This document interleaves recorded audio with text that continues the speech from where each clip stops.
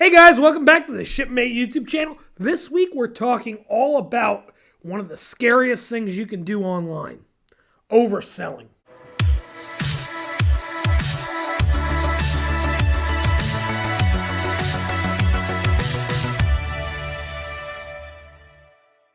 So guys, if you've ever sold online, you've probably experienced something known as overselling. Now, overselling is one of the scariest things that can happen to you as a seller because a lot of times you can end up canceling orders, you can get marks against your account, you can get bad feedback, bad comments, bad reviews, and it's just not a good experience for the seller, it's not a good experience for the buyer. It's just something you want to totally avoid. So today we want to talk about what is overselling, how it happens, and how you can prevent it from happening. So overselling refers to when you sell more product than you actually have, right? So let's say I have 100 units in inventory. If I sold 102 items on like Amazon or eBay or Walmart, I wouldn't be able to fulfill 2 of those orders. So I would have oversold. And this is what overselling refers to. Now, there's a lot of reasons why overselling happens.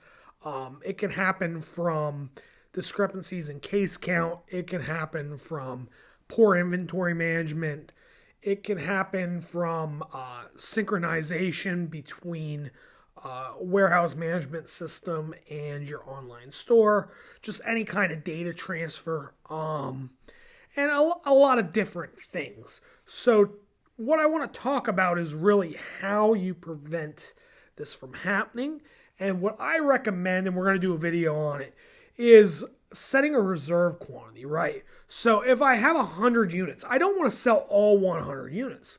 I want to sell maybe 90, 95% of that inventory, right? So I know I have a little bit of a reserve quantity. So if I receive a couple more orders than I expected, I'm going to be able to cover that because I only said I had 95 orders. The order shut off and there was still a reserve quantity.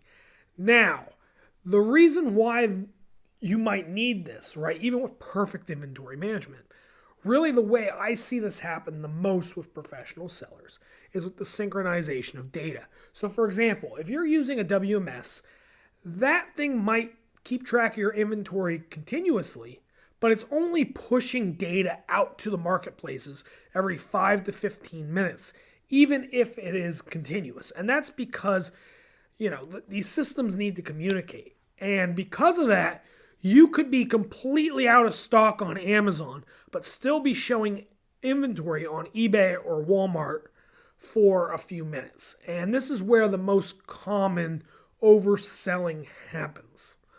You especially see this in high volume days like Prime Day or Black Friday. So generally, there's always this certain level of discrepancy that's going to happen, whether it comes from the software end or whether it comes from the fact that your manufacturer's supposed to be giving you case pack of 50 and sometimes it's 49 and other times it's 51. This discrepancy is going to arise. So what I always recommend, like I said, is this reserve quantity. It's always putting 5 to 10% away. For sellers that are new to setting reserve quantities and aren't really used to their sales velocity, it's important to take a lot of things into account. The faster an item sells, right, the higher the sales velocity, the larger the reserve quantity. And the slower the item sells, the lower the reserve quantity. So for example, in my own catalog, I have certain items that I would set a reserve quantity at around 5 to 10% of the inventory because I knew, at any given hour I could get 50 orders for this and stock out. But there were other items that maybe I only sold 1 or 2 of a month. It was perfectly okay to leave a reserve quantity of like 5 units, 10 units in there. And I knew I was pretty well covered. But this is how you really ensure that overselling does not occur. Because you always have that little bit in the tank for reserves. So I hope you guys learned something about overselling. It's scary when it happens. But, like I said, there's a lot of ways to avoid it. Thank you guys so much for watching. If you could do us a favor, give us a like, give us a subscribe, give us a share. I have a feeling this is the video that sets us over 4,000 subscribers, but we're going to need your help to get there. So thank you guys so much for watching, and we'll see you next week.